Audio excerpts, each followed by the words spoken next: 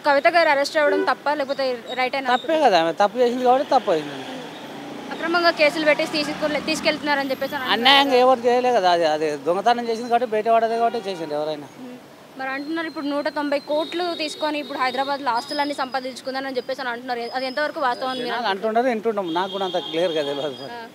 మరి ఇప్పుడు ఈవిడ బెయిల్ మీద బయటకు వచ్చే అవకాశాలు ఉన్నాయని మీరు అనుకుంటున్నారు? వస్తుంది, వారం 10 రోజుల్లో వస్తుంది అని అంటుంటారు కదా. మరి ఇప్పుడు కేసీఆర్ గారు కూడా ఇప్పుడు బయటికి రావడం లేదు కదా, మరి కవిత అరెస్ట్ అయిన దగ్గర నుంచి దాని గురించి మీరేమంటారు? కేసీఆర్ కూడా బయటికి రావడం లేదు కదా కవిత అరెస్ట్ అయిన దగ్గర నుంచి. వస్తారు, ఎందుకు రా, ఇంకేం ముందో ఎవరిని ఒకరిని పట్టుకుంటారు, బయటకు తీసుకొని వస్తారు. అట్లా ఆపుతారా?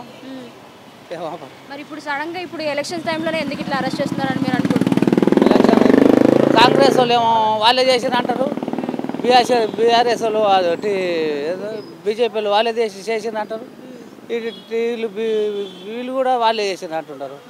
ఒకరి మీద ఒకరు దొప్పుకుంటారు ఎలక్షన్ల కొరకు. మరి ఇప్పుడు బీఆర్ఎస్లో ఉన్న 5 నేతలు ఒక్కొక్కరు బీజేపీ కాంగ్రెస్లోకి చేరడం ఎంతవరకు న్యాయమని మీరు అనుకుంటున్నారు? ఎవరు ఒక్కొక్కరు అంటే 5 నేతలు ఒక్కొక్కరుగా వెళ్ళిపోతున్నారు అనమాట. వెళ్ళిపోతున్నారంటే ఇప్పుడు ఏ రాజకీయ నాయకుడు వచ్చినా కూడా ఎవరైతే ముందు అప్పుడు కేసీఆర్ వచ్చిండ్రు అందరు అతలకు జంప్ అయ్యారు. ఇప్పుడు ఈ రేవంత్ రెడ్డి వచ్చిండ్రు కాబట్టి అందరు అతలకు జంప్ అవుతారు. మళ్ళీ ఇప్పుడు నడవ మోసుకున్న మామూలుగా మాయా చుట్టాలు ఉంటారు చూడు, జెండాలు పట్టుకొని ఆకలి కొని దుప్పలు కొని మేమే వేస్ట్ కాలం అవుతాం లాస్ట్.